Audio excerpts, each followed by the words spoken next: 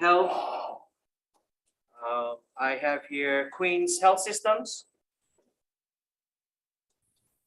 Aloha, Chair, Vice Chair, members of the committee. Queens will stand on its written testimony. We appreciate the intent of this measure, and we are working with our stakeholders to address the concerns that this bill seeks to address as well. Thanks, Chair. Okay, thank you. Does Department of Health want to make any comments? At this time, thank you for the Okay. opportunity. I have no further information to share.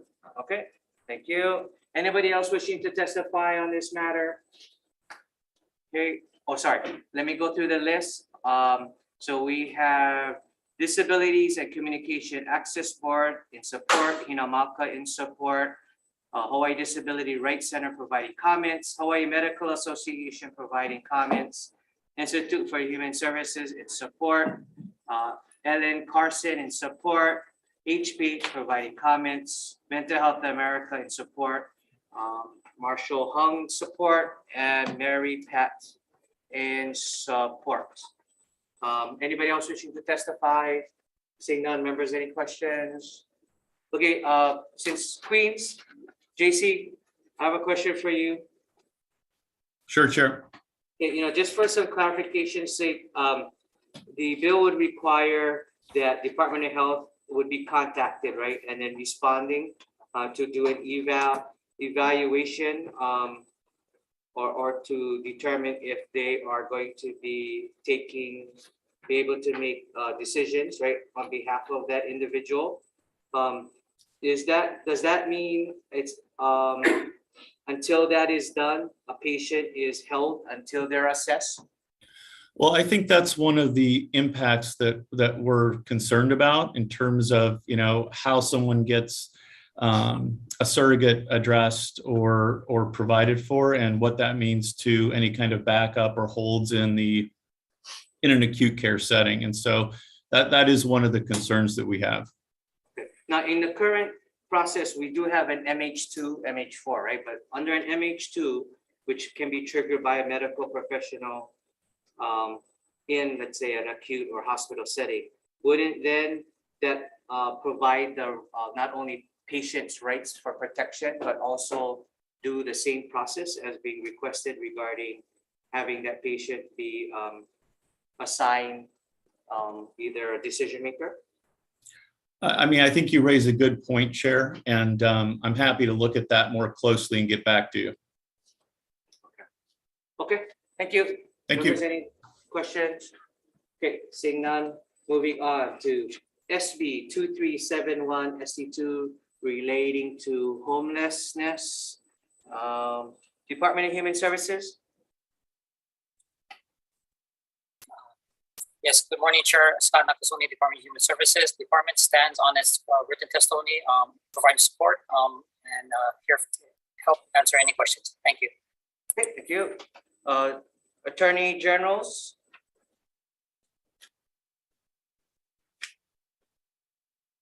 Oh, sorry, Department Prosecuting Attorney. Good morning, Chair, Vice Chair, members of the committee, Deputy Prosecuting Attorney Mark Tom for the department.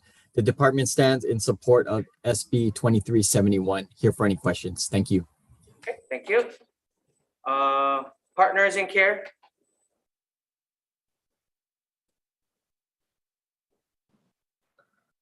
Aloha, Chair, Vice Chair, and members of the committees. Partners in Care supports the, my name is Bob Wardlaw. I serve as the Advocacy Chair for Partners in Care. We support the idea of the bill, but we just want to, we want to highlight that the continuums of care in Hawaii are already using what's called the Homeless Management Information System.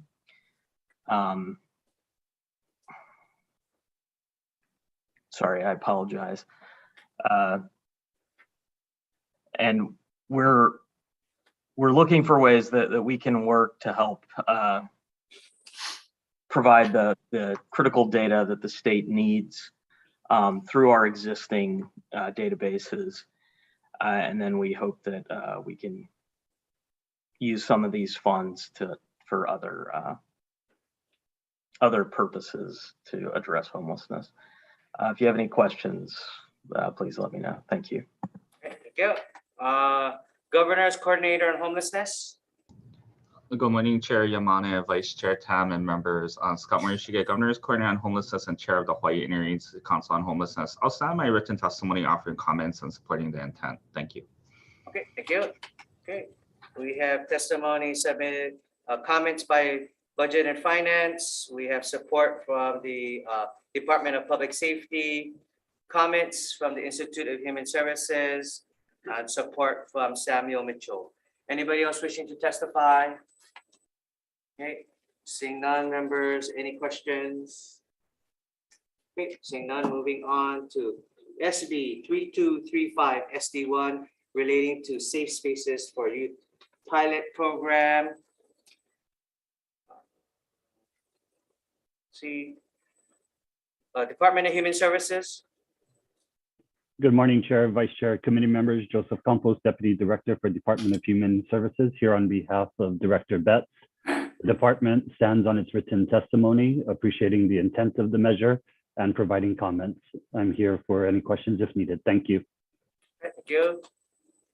Mr. Morishige, the Coordinator on Homelessness. Good morning, Chair, Vice Chair, members. Again, I'll sign my written testimony offering comments and supporting the intent. Thank you. Okay, thank you. Democratic Party of Hawaii.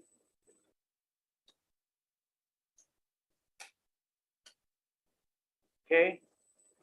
In support, we have testimony in support from the Office of the Public Defender, Hawaii Youth Services Network, Rainbow Family 808, Opportunity Youth Action Hui, Office of Hawaiian Affairs, and Eileen McKee, and comments provided by Budget and Finance.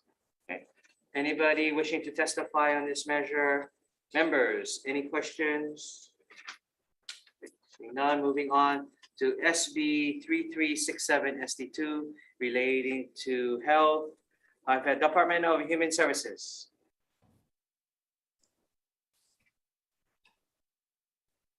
Aloha, Chair. Apologies for taking a little time to get off of mute and onto video.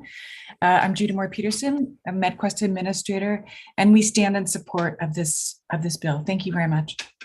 Thank you. Department of Health. Good morning, Chair Yamane and members of the committee. I'm Lola Urban, representing Director Char for the Department of Health.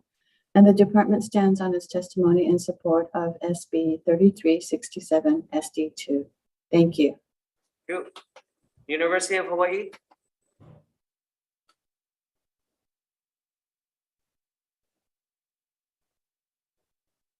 Okay. In support, American Lung Association.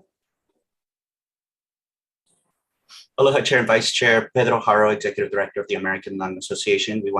We stand on a written testimony. We do want to thank the committee who has taken the lead on this issue, and particularly the committee chair who has originally authored the bill. We are asking, just want to point out that we're asking for a small friendly amendment to include lung cancer screening coverage by major private and public players, including Medicaid, to be added to the list of components included in the task force report. Thank you. Great, thank you. Okay, we have testimony, comments provided by Budget and Finance and the State Procurement Office. We have testimony in support from Hawaii Medical Association, Papaola Lokahi, Hawaii Primary Care Association, Hawaii Public Health Institute, Hawaii Public Health Association, Cynthia Goto, and Julian Lipsher.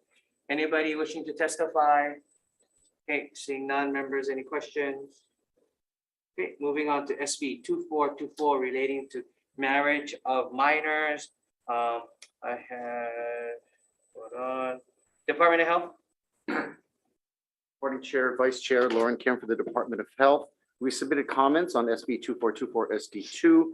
The department issues marriage licenses and expresses concerns that the 2-week timeline may be infeasible, particularly for marriage license requests from individuals who are out of state or international couples. Definitely, we support the intent. I've provided some numbers on the number of marriage license issued to minors, meaning minors marrying minors, and adults marrying minors. Fortunately, it's a small number, but it does raise eyebrows. So we would like to continue to work with the legislature to find a implementable, feasible solution to make sure minors are not being exploited or forced into marriages against their will. So we look forward to this ongoing conversation, and I'm available for questions. Thank you, sir. Okay, Department of Human Services. Loa Chair, Daisy Hartsfield, Social Services Division Administrator on behalf of the Department of Human Services. The department did submit written testimony, appreciating the intent, providing comments, requesting clarifications and suggested amendments. I also have some additional information as part of our testimony. First of all, marriage can be concerning even for adults. So the fact when minors want to marry, we can understand the concern involved with that. One thing we wanted to make clear is that minors marrying is not included in the definition of child abuse and neglect as provided currently under Section 350-1 of the Hawaii Revised Statutes.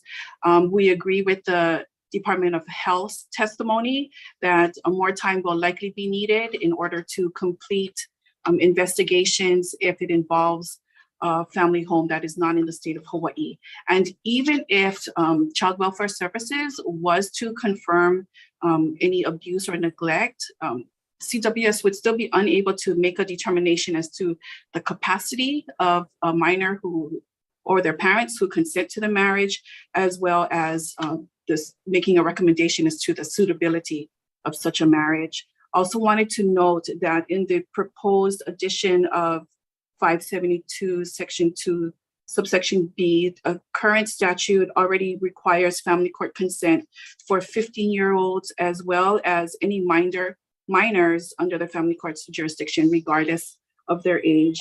And finally, if this bill does pass in any form, we agree with the Department of Health that there would be more time that is needed to discuss and coordinate with the respective departments how to implement any legislation. So we would ask that the effective date be no sooner than July 1st of 2023.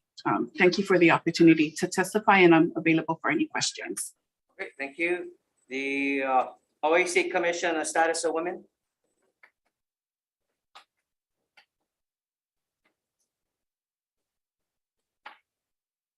Okay, in support, we have testimony and support from Rainbow Family 808, Hawaii Youth Service Network, Affirm Hawaii, Susan Harvey. We have opposition from Unchained at Last and Gerard Silva. Anybody else, anybody wishing to testify? Okay, seeing none, members, any question? Vice Chair? For the Department of Health. Yes, Vice Chair. Yeah, thank you for being here. These are some disturbing numbers, especially for Hawaii-based couples. Under this bill, it says that it would trigger a written consent from family court if one of the parties is a minor and the other party is 5 years older than mine. So that means under current law, does that mean like they don't have to get anyone can just get a marriage license, even if a minor is involved, then parental consent is required. Written parental consent is required. that's current law? Correct. Okay. For the license to be issued and for the marriage contract to be made valid, written parental consent or guardian consent is required. Because I don't know, I'm just reading this right now, and it looks like if a minor is, let's say 16 years old and the other party is less than 5 years, it looks like it doesn't require it. It sounds like it doesn't require it based on what's written here. In 572? SB 2424. I believe SB 2424 is focusing in the proposed amendments for SB 2424, as I understand it, is focusing on the age differential. Yeah. So if a 17-year-old wants to marry another 16-year-old, then both require written parental consent. If a 17-year-old wants to marry a 32-year-old, then this, as I understand it, this bill requires family court consent from potentially from the jurisdiction that they live in, but definitely from Hawaii. So the family court of competent jurisdiction in the state of Hawaii. So there's an opportunity to clarify or to question whether how applicable this would be just to Hawaii residents, and how feasible this would be for out-of-state couples wishing to marry. Oh, Chair, I have another question, but for DHS. Thank you. Yes. So it was mentioned that we still honor marriages of minors from other states, but DHS has the power to investigate. Does DHS have the power to investigate those marriages if they were to move to Hawaii and red flags were sort of raised? If a complaint came in, there would be an assessment as to whether or not an investigation is warranted. And if there is, then one would be done. You need to keep in mind, though, that the marriage alone is not going to be sufficient to find a confirmation. It has to be one of the descriptions that's already provided in order to find a confirmation of child abuse and or neglect. Okay, thank you. No further questions. You're welcome. So Daisy, before you go, Deputy, I have okay, so one of the things that was brought up, I guess, in some of the other comments was the question about, the reciprocity, right? So if they are married, let's say in Las Vegas, and come here, even with that age differential, does that mean would we have to honor it? That in itself wouldn't trigger a safety concern, right? That's my understanding, Chair. Lauren, real quick. So in those cases, Department of Health would have to honor those marriage certificates? I believe so. I will check with my Deputy Attorney General, but my general understanding of interstate reciprocity to recognize marriages is that I assume that sounds like it would be a reasonable assumption to make. Okay. And then I think it was brought up in another discussion then is for Department of Human Services. So just to be clear on your proposed amendments, it's the delayed time frame and appropriation as if your there are appropriations, we'll accept whatever money we can get. Okay. But the 2-week time frame would be a challenge if it involves non-residents. And then when the bill is to take effect, we need time to come up with the policies and procedures. So if we're given a year, we should be able to work something out, and with Judiciary and with Department of Health, amongst the three of us, by then we should be able to have something ready. So Deputy, how long do you think it would take if it's not 2 weeks? It really depends, because the interstate compact on the placement of children might come into play, and that takes time as well. So it's really just to get permission from other states. Sometimes it takes up to 3 months just to get approval from them. So it's hard to say. Okay, and this is not including, let's say, international issues, right? Correct. Okay, thank you. Chair, if I could also add, there's also a distinction for children who are under the jurisdiction of family court. So those would be like juveniles under probation. So those types of minors, they would need the family court's consent. So I just wanted to make that clear. But that's current already, right? So correct. That's correct. So what this bill is proposing is an additional, which is the 5-year difference. Okay. All right, thank you. Thank you. Moving on to SB 2883 SD2 relating to medical facilities. We have Office of Language Access. Good morning, Chair Yamane, Vice Chair Tam, and the member of the committee. Apirak Baburan from the Office of Language Access. We stand on our written testimony, offering comments on this measure, and will be available for any question the committee may have. Thank you, Chair.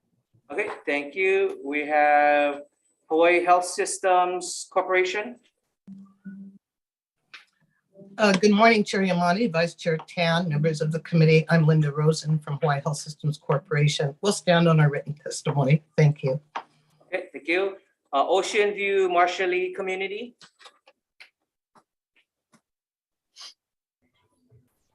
Aloha, Chair, members of the committee. This is David Anatop, other members of the Ocean View Marshallese Communities, Lucinda and Jonathan, who I understood they wanted to be here to also share testimony in support of the Senate Bill 2883 as amended. Couldn't join us this morning. But on behalf of our communities here in the most rural areas, as this important bill is asking for in support of, again, language access and cultural competency support to really bring together the task force that can work with the Hawaii healthcare systems and finding ways to truly address, again, the long-term jeopardy of healthcare for many of the people who, again, English is their second language, and especially migrants from the Compact of Free Associations who come bear with many health challenges when coming into the care hospitals. I like to highlight the importance of the recent restoration of Medicaid, which now gets a lot more of our co-for immigrants in Hawaii state enrolled into the healthcare system. So for the first time in 30 years, they're finally getting health insurance, and we're really working hard to do a lot of education and supporting and navigating getting primary care and whatnot. But we know many of them still have a lot of hesitancy and choose still not to get healthcare until they feel comfortable, and that comfortable comes with, again, somebody of the community to help them as a liaison or as an interpreter to get this through. So there's many more opportunity that could come forth on this task force, and again, appreciate the stakeholders that have been named on the current bill to work together in the task force, and look forward to working with you. Thank you very much. Thank you. Okay. We have Neil Palafox.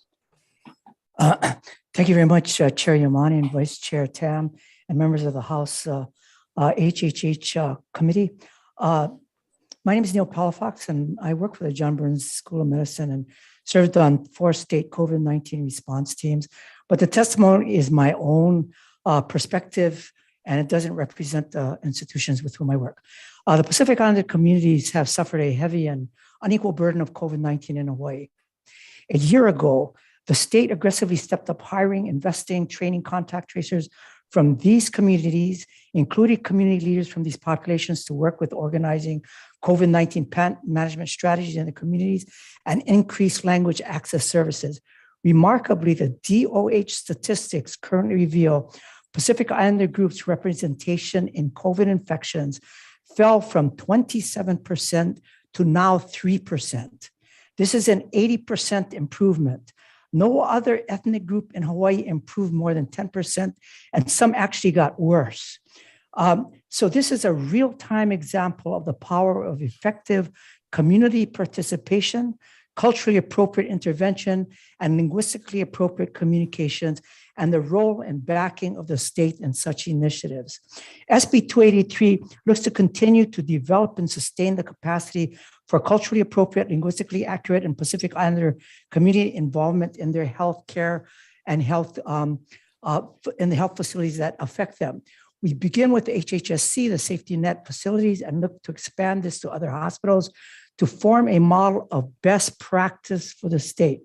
The task force is essential as it does not only address a single dimension of intervention, that is not only about language access or healthcare access, it's about placing the right people in the seats to inform and create the solutions to a complex model of change and healthcare delivery norms, and to work in a culturally competent, culturally literate system to improve health and health care in the Pacific. Mahalo, chairs. Thank you. Okay, thank you, Dr. Palafox. Okay, we have testimony, comments provided by Budget and Finance, support from Hawaii County Council, Miley David, and support from Sierra Lagodino.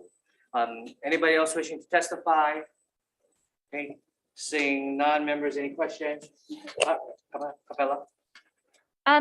David, are you still on? Yes, I'm here. Hi, thank you so much for testifying today. So this bill is incredibly important to us and our community. I actually represent Ocean View, where David is testifying from. I was wondering if you could elaborate a little bit more on the many barriers that individuals who live in our rural community are facing, specifically the language barrier. Because when I came to visit, you had to translate every couple of sentences when I was speaking to the entire community. And that's a huge barrier that we're seeing with members of the COPA community, but also from many other language barriers that we're seeing. Can you just elaborate a little bit more about that language barrier, but also the lack of access to any type of healthcare that we have in Ocean View? Chair, Vice Chair, Representative Capella, thank you very much for the question. Indeed, there are a lot of challenges and opportunities in Ocean View, one of the rural areas. When it comes to languages, I'm mindful of, again, the various and diverse communities in Ocean View. And we're not talking just Marshallese, we're talking Chukis, Ponipins, Yapis, folks from the Federated States of Micronesia, Palau, and Marshall Islands who, have multiple dialect as well. And that's why, again, on this task force, unique task force, really highlight, again, this unique population of this group of people from the Compact of Free Association Nations. And in lots of the meetings, as you pointed out, interpretation of the languages is very, very unique and challenging. And I know folks who've been doing this type of work and are experts can also speak highly on that. But the many different challenges in navigating, healthcare itself, and being that healthcare is not a dispensary that we have in Ocean View. We're trying to, with Dr. Palafox and others, create partnership to do telehealth. But even then, we know language will be, again, still be a barrier. So we're really looking into stepping up and creating ways. And I think, again, putting a thinking caps on together with, again, the current healthcare systems, other hospitals that are doing it, those that are currently doing it and doing it well, and those that are looking to do it well as well. So it's a lot, right? But thank you for that question. Thank you very much, David. I appreciate that. I think this task force is an essential first step to being able to create more access to healthcare, especially in our more rural communities, but also in the communities that language is one of the first barriers to accessing healthcare. So thank you very much. Thank you, Chair, for hearing this. Thank you, Chair. David, following up with Rep. Capella's questions, what's the universe? What are the numbers of Pacific Islanders that we're talking about? Do you have the latest population figures for Hawaii?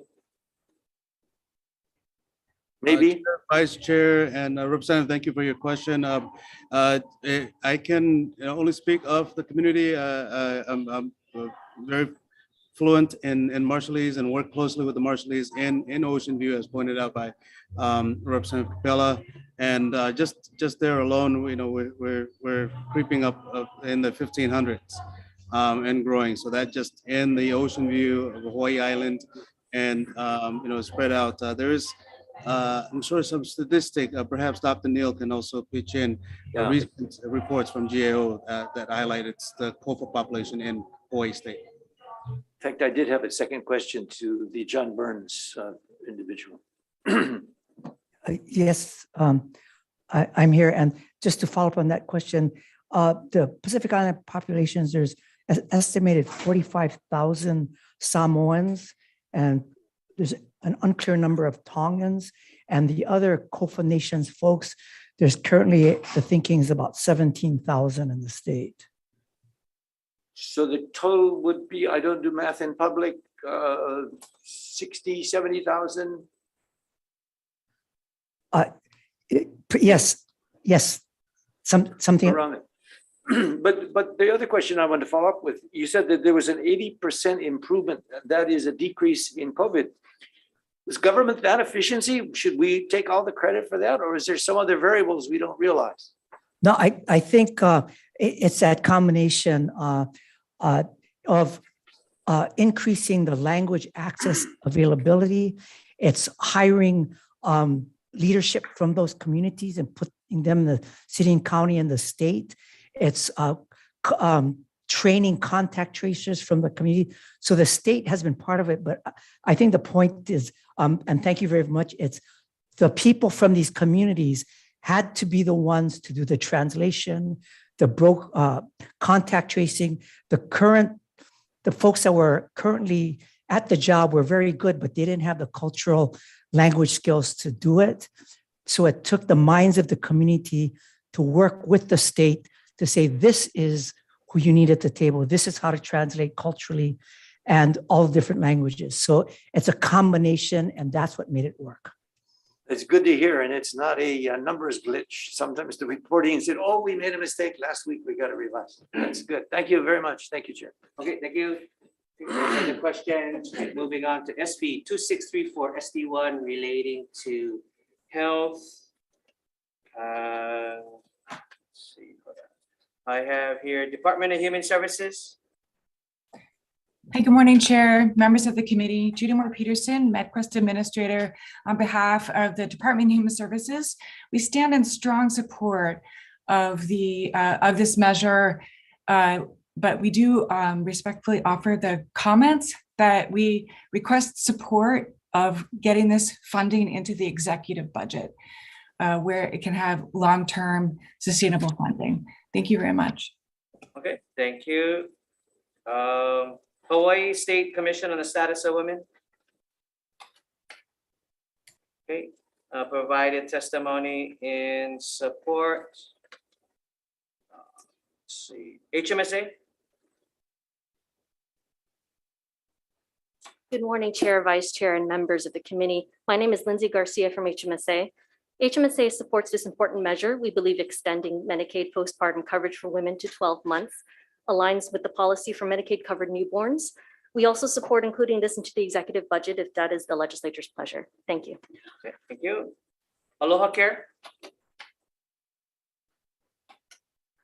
Good morning, Chair, Vice Chair. Peggy Mirza with Aloha Care. Thank you so much for hearing this measure. We strongly support the measure, and much like HMSA's comments and MedQuest Division's comments, we would respectfully request that you roll this into the executive budget. Thank you so much. Thank you. Save Medicaid Hawaii. Okay. Support. Okay. We have here Queens Health Systems. Aloha, Chair. We'll stand our written testimony in strong support and support the MedQuest Division's request for it to be in the budget as well. Thanks so much. Okay, thank you. American Heart Association. Good morning, Chair, Vice Chair, members of the committee. Don Weissman, representing American Heart Association. We're in strong support of this measure. We'd just like to point out that the majority of health issues that occur after birth are cardiovascular related. Things like preeclampsia, cardiomyopathy, blood clots, other issues like that. And they often occur, according to the Department of Health statistics, 50% of those occur between 43 and 365 days after birth. So sometimes well after the current coverage would protect them. And then the CDC also indicates that 80% of pregnancy-related deaths in Hawaii are preventable. So in order to ensure all mothers have access to this care during a critical time in their lives, we support extending postpartum Medicaid coverage for 1 year. Mahalo. We have ACOG Hawaii. Hi, thank you, Chair, Vice Chair, and the members of the committee. The Hawaii section of the American College of Obstetricians and Gynecologists does stand on its written testimony. I just wanted to also say I'm Colleen Inoue. I'm a physician OBGYN on Maui, and that how it would help the neighbor islands is that on Maui, the last survey showed that there are approximately 1 in 7 that suffered from postpartum depression, and about 7% of women were drinking at the end of their pregnancy. And there's about 25% of Medicaid participants that are teens who deliver. And as you can see, these medications, these referrals to substance abuse treatment, as far as these services are needed well after the 2 months after you deliver. Also with access to care, that we did have a patient who unfortunately had to be with their baby on Oahu. And then when they returned to the neighbor island to see their personal physician, they were not able to access care because they no longer had their Medicaid insurance valid. So we do support Hawaii section of American College of Obstetricians and Gynecologists, SB 2634, and hope that you will too. Thank you. Thank you. Okay, we have comments provided by Budget and Finance. The rest of the testimony is all in support, and we have them from the Executive Office of Early Learning, Disabilities and Communication Access Board, Planned Parenthood Alliance, Hawaii Family Forum, Hawaii Medical Association, Healthcare Association of Hawaii, Hawaii Association of Health Plans, United Healthcare, Hawaii Women Lawyers, Breastfeeding Hawaii, Hawaii Women's Coalition, Hawaii Pacific Health, and individuals, Susan Harvey. Oh, and I see one in opposition from Gerard. So, sorry, wrong bill. Never mind. No one in opposition. Okay. Sorry, erase that. All in support. Okay, that was for another bill. Anybody wishing to testify? Okay. Seeing none, members, any questions? Okay. Seeing none, moving on to SB 2736 Sd1 relating to crisis outreach programs. I have here Department of Health. Good morning, Chair, Vice Chair, and members of the committee. It's Amy Curtis representing the Department of Health. We stand on our testimony in strong support of this measure, and I'll remain for any questions you have. Thank you for the opportunity to testify. Okay, thank you. Hawaii Medical Association. Good morning, Chair Yamane, Vice Chair Tam, and members of the committee. My name is Beth England, testifying on behalf of the Hawaii Medical Association. Thank you for the time, taking the time to hear this very important measure. The HMA stands on its written testimony in very strong support, and I'll be available for any questions. Thank you. Okay. Thank you. Partners in Care. Aloha, Chair, Vice Chair, and members of the committee. My name is Bob Wardlaw. I serve as the Advocacy Chair for Partners in Care. We stand in strong support of this measure. I'll be available for any questions. Thank you. Okay, thank you. We have testimony submitted by comments by Budget and Finance. The rest are all in support from Hawaii Substance Abuse Coalition, Partners in Care, Steve Terada, and Hawaii Psychiatric Medical Association. Anybody else wishing to testify? Seeing none, members, any questions? Okay, seeing none, we will recess decision-making for this following the joint decisions later on this morning. Okay, so recess.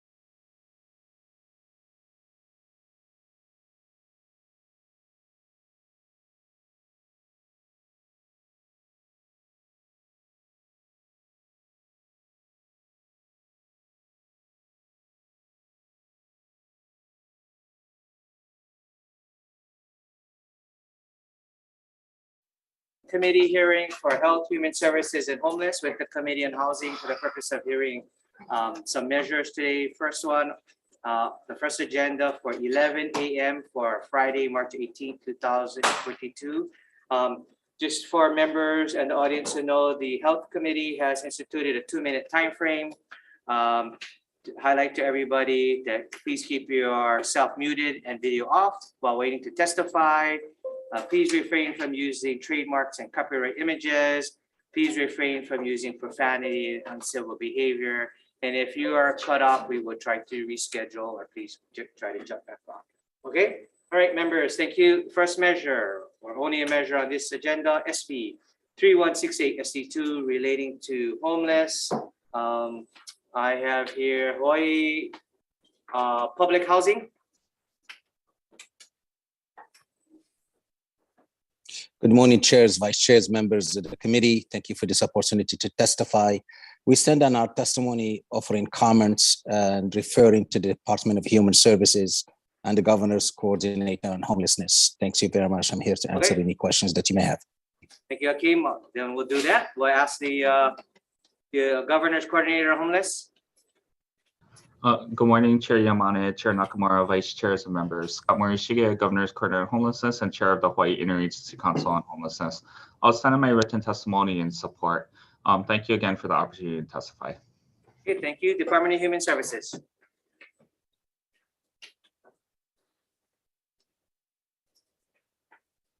Sd.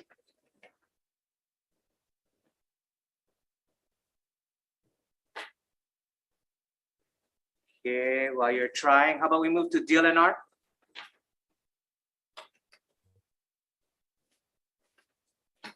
Oh, shoot. I can't get my video to stay. My video is not staying, sorry. This is Pua Ayu. I'm testifying on behalf of Chair Case. The department will stand on its testimony in support, and we're here to answer questions. Thank you. Thank you. Tell Derek to pay her Wi-Fi bill. All right, Catholic Charities. Aloha, Chair Yamane and Chair Nakashima.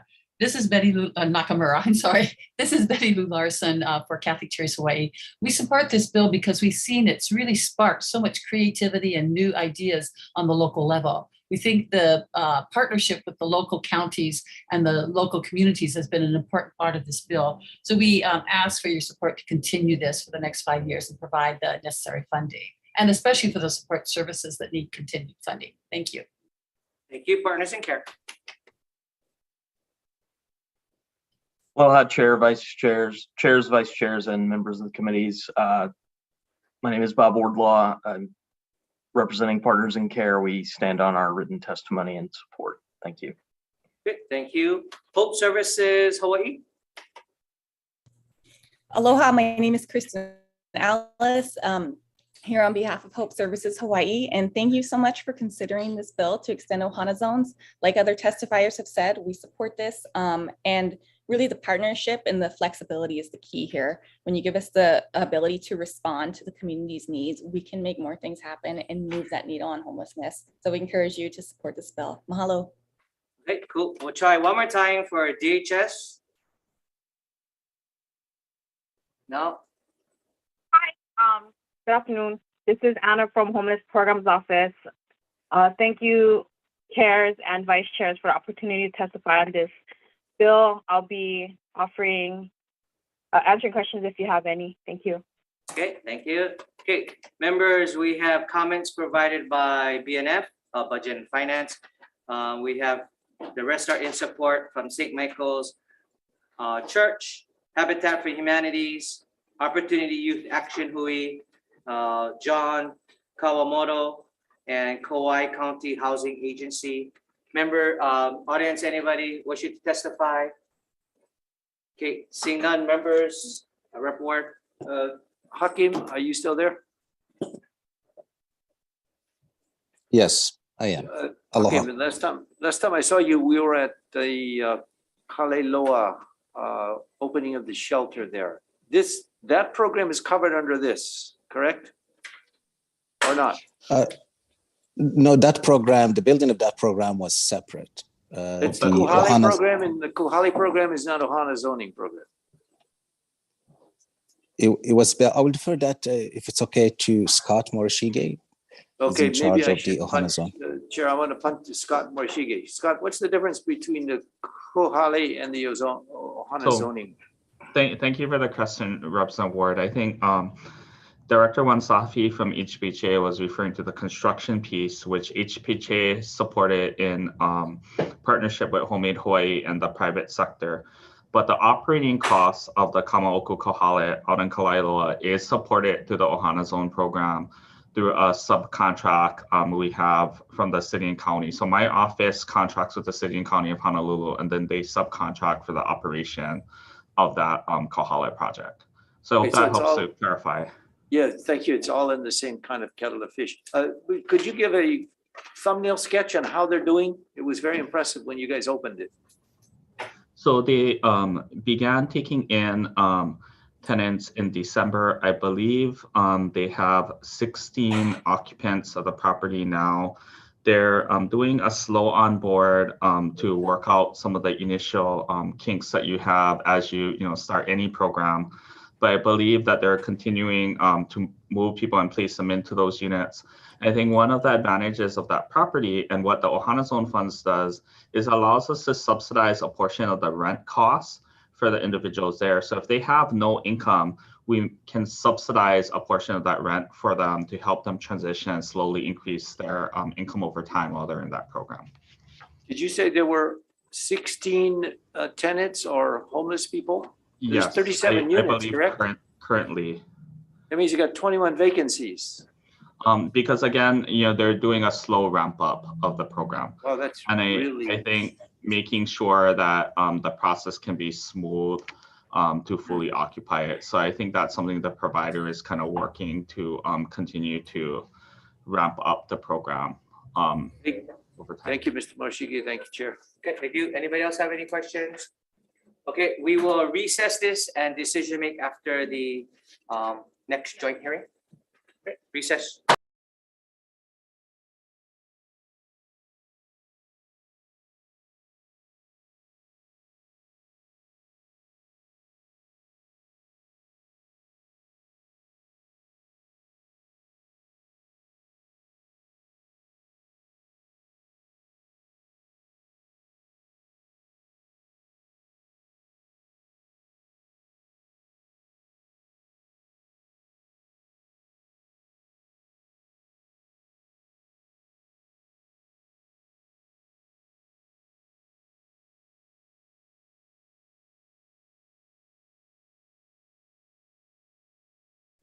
Let me get it. You okay? Okay, sorry. Reconvening for the joint Committee on Health, Human Services, and Homelessness, and the Committee of Housing for Friday, March 18th, 2022, 11 a.m. agenda. We are going to expedite we're going to take the vote since we have everybody here and we've been efficient. So for SB 3168 SD2 relating to homelessness, members, the recommendation of the chair is we are going to put in the House version majority package Ohana Zone Pilot Program Bill, which is HB 2512 HD2. We're going to put that into this measure, and we're going to put in the language for the fiscal contracting for pairs of last resort, and we're going to use a 7/1/2060 effective date. Members, any discussion?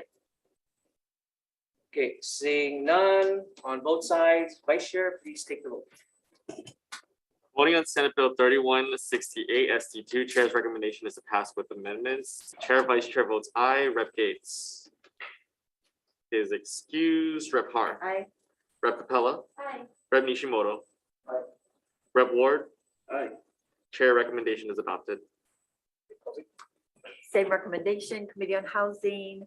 Can we take the vote? Recommendation of the chair to pass SB 3160 SB2 with amendment. Chair, Vice Chair vote aye. Representative Aquino. Aye. Representative Clark.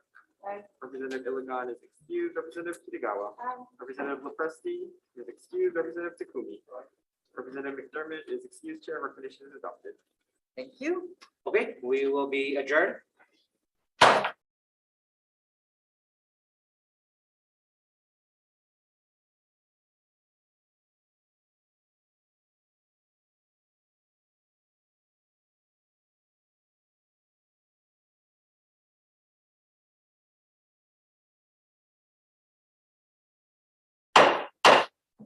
I'm opening up the committee, the joint committee on housing and health, human services, and homelessness. Today is Friday, March 18th, 11:10 a.m. We're in room 329 and video conference at the State Capitol.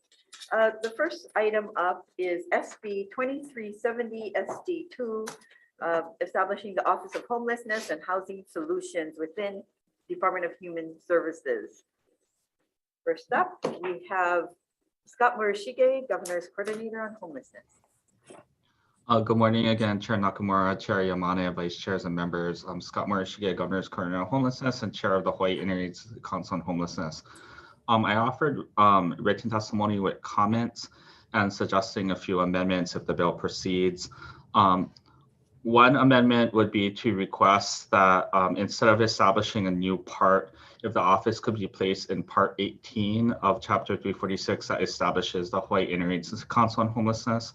We'd also request amendments to include positions and appropriation for staffing if the bill moves further. Thank you again for the opportunity to testify. Thank you, Scott. Next up, we have Rodney Miley. Oh, excuse me. Rodney Miley, Judiciary in support. James Taba in support. Max Otani. Pua Ayu from DLNR. Aloha chairs, vice chairs, and members. I'm Pua Ayu, testifying on behalf of Chair Case. The department will stand on its written testimony and support. Thank you.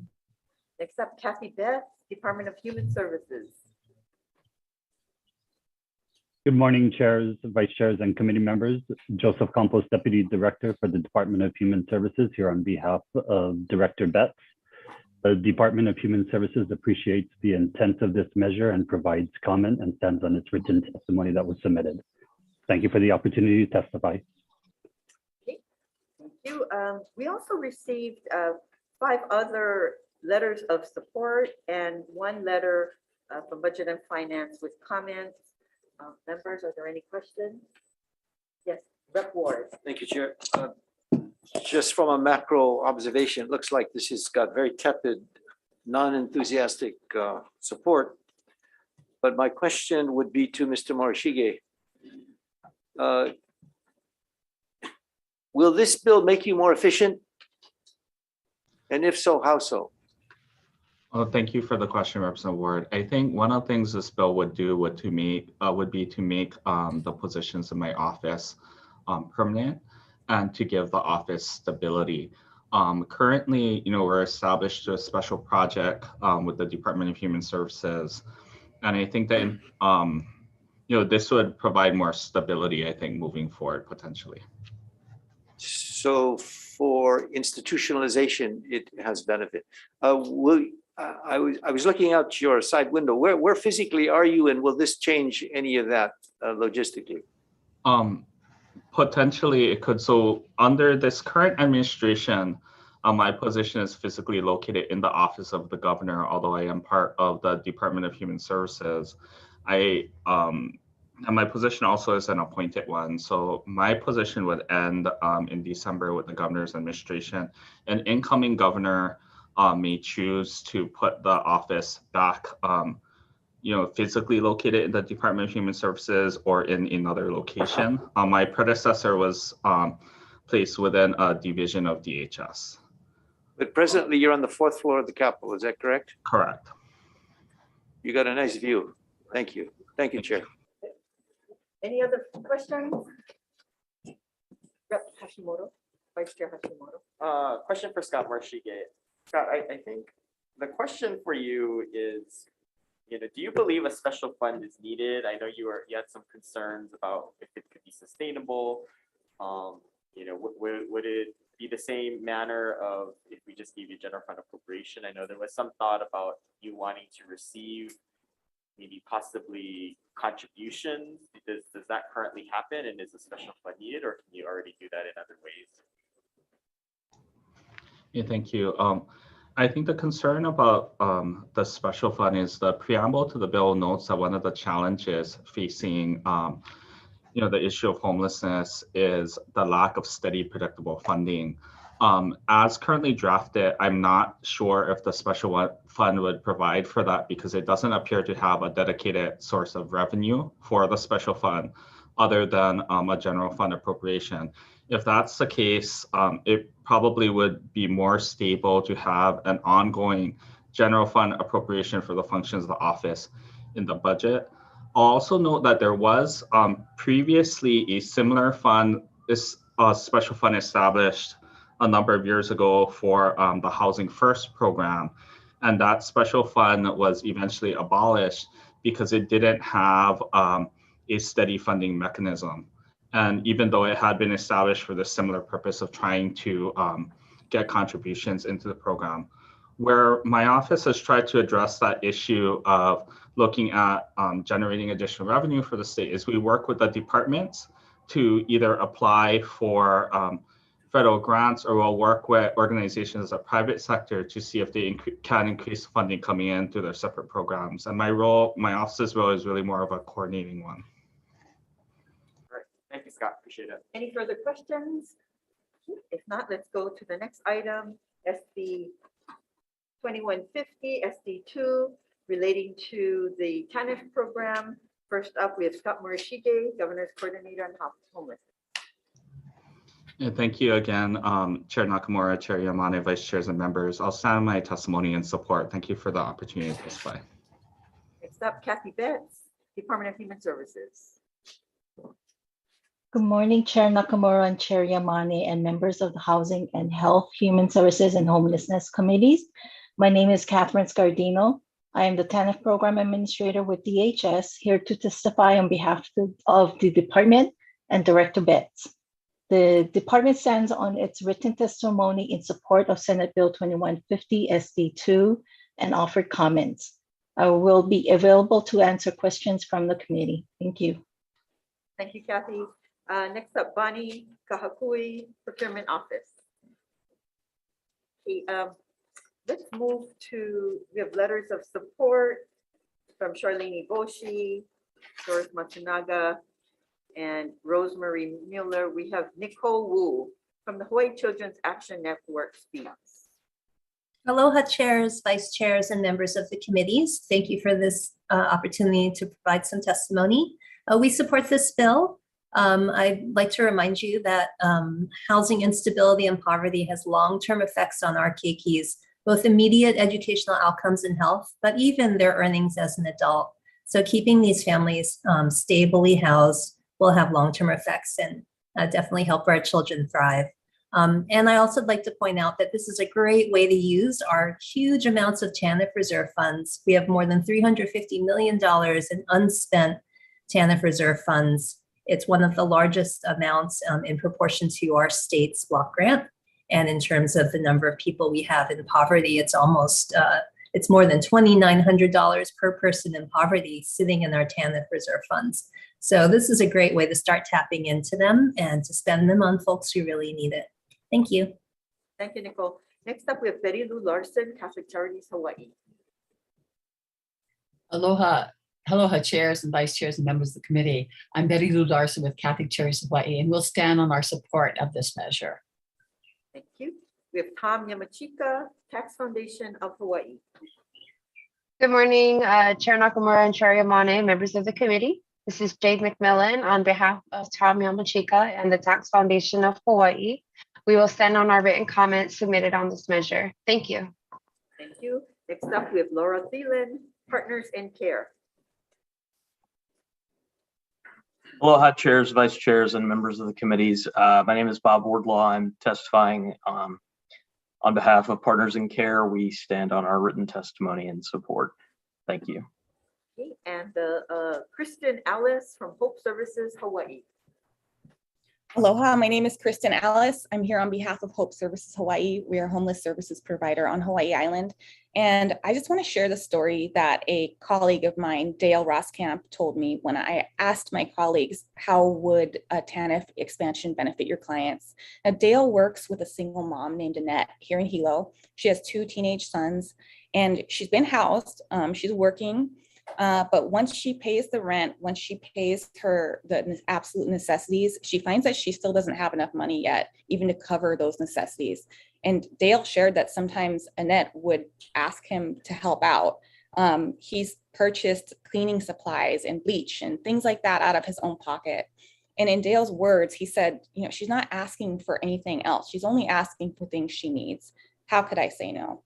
This is dystopic.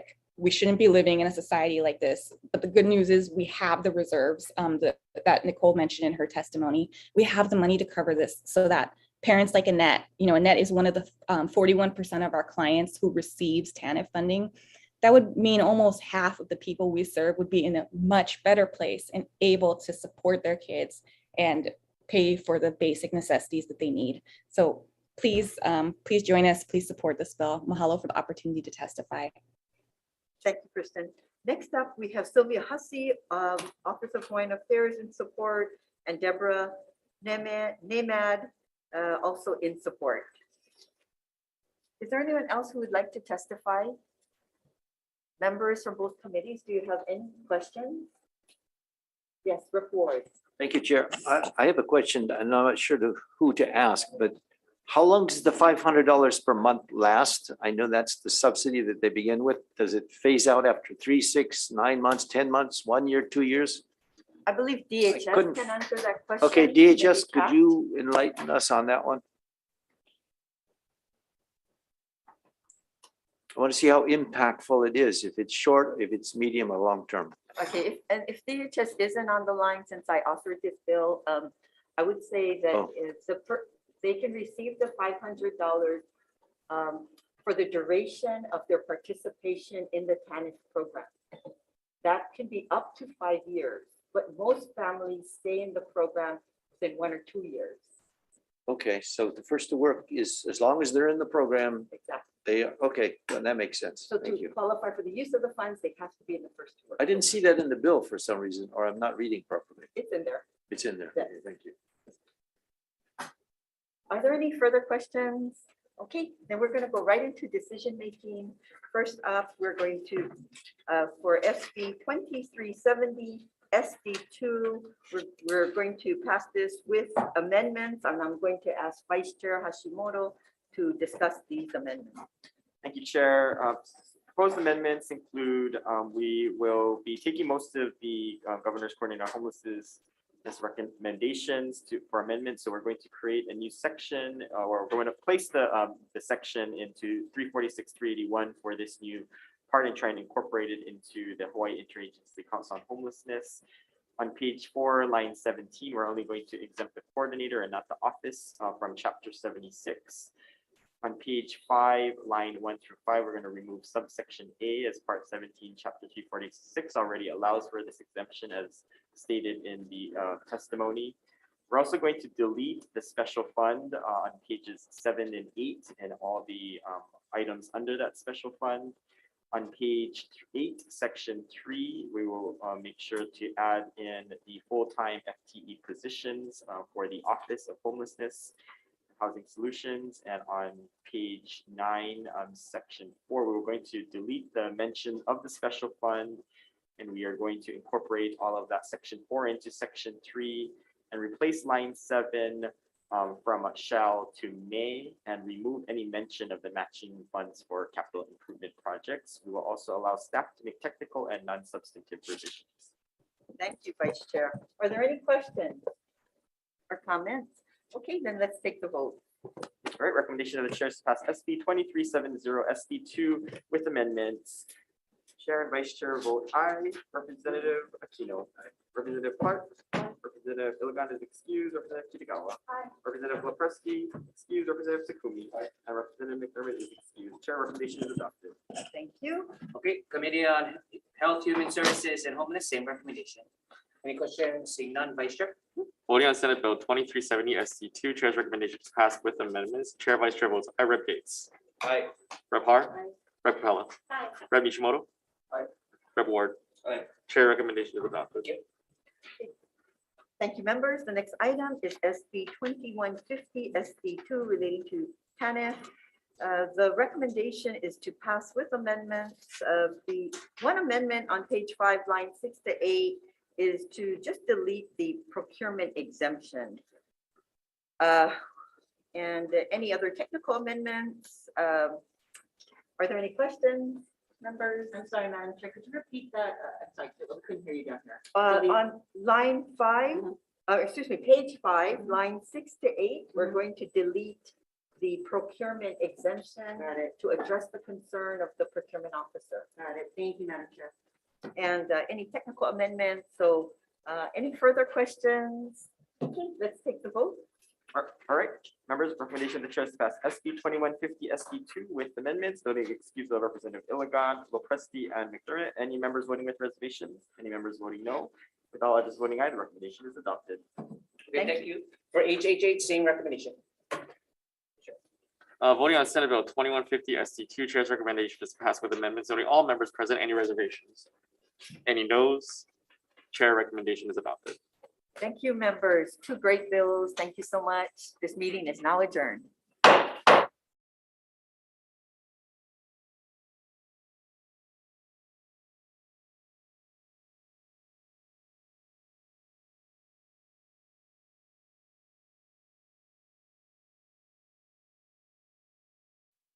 And homelessness for purpose of decision making for Friday, March 18th, 2022, 9:30 a.m. agenda. Members, first measure SB 2034 Sd1 relating to health. I've had the opportunity to talk to several members and there's some concerns. So we will defer this measure at this time. Members, SB 2371 SD2 relating to homelessness. Members, recommendation of the chair is to move this measure forward. We're gonna, we cannot use the specific names as stated in the membership. So we're gonna make some technical changes so that it's general, but specific to those entities. We're going to make, we have to delete the technical language in there for the 2nd year funding because we're in the 2nd year of the biennium, and we're going to use a 7/1/2060 effective date. Members, any discussion? Okay, seeing none, Vice Chair. Voting on Senate Bill 2371 SD2, chair's recommendation is to pass with amendments. Chair, Vice Chair votes aye. Rep Gates. Aye. Rep Har. Rep Capella. Aye. Rep Nishimoto. Rep Ward. Aye. Chair recommendation is adopted. Okay, thank you. Moving on to SB 3235 SD1 relating to safe space for youth pilot program. Members, the recommendation of chair is to move this measure forward. We need to make technical amendments and use a 7/1/2060 effective date for discussion. Members, any discussion? Okay, seeing none, Vice Chair. Voting on Senate Bill 3235 SD1, chair's recommendation is to pass with amendments, noting all members present. Any reservations? Any noes? Chair recommendation is adopted. Okay, members, moving on to SB 3367 SD2 relating to health. Members, the recommendation of the chair is we're going to move this measure forward as an HD1. We're going to make technical amendments and use a 7/1/2060 effective date. I know the Lung Association recommended amendments, but that might be better looked at by CPC. Okay, members, sorry, by the next committee. Okay, members, that's the recommendation as a HD1. Vice Chair. Voting on Senate Bill 3367 SD2, chair's recommendation is to pass with an HD1. Knowing all members present, any reservations? Any noes? Chair recommendation is adopted. Okay, members, moving on to SB 2424 SD2 relating to marriage of minors. Members, we had some discussion on this measure. The chair would like to continue the discussion and work with the Senate on this. So we're going to make some technical amendments and use a 7/1/2060 effective date. Members, any discussion? Okay, seeing none, Vice Chair. Voting on Senate Bill 2424 SD2, chair's recommendation is passed as an HD1. Noting all members present, any reservations? Any noes? Chair recommendation is adopted. Okay, moving on to SB 2883 SD2 relating to medical facilities. Members, the recommendation of the chair is to move this measure forward with technical amendments and a 7/1/2060 effective date. Members, any discussion? Okay, Vice Chair. Voting on SB 2883, SD2, Chair's recommendation is to pass with amendments.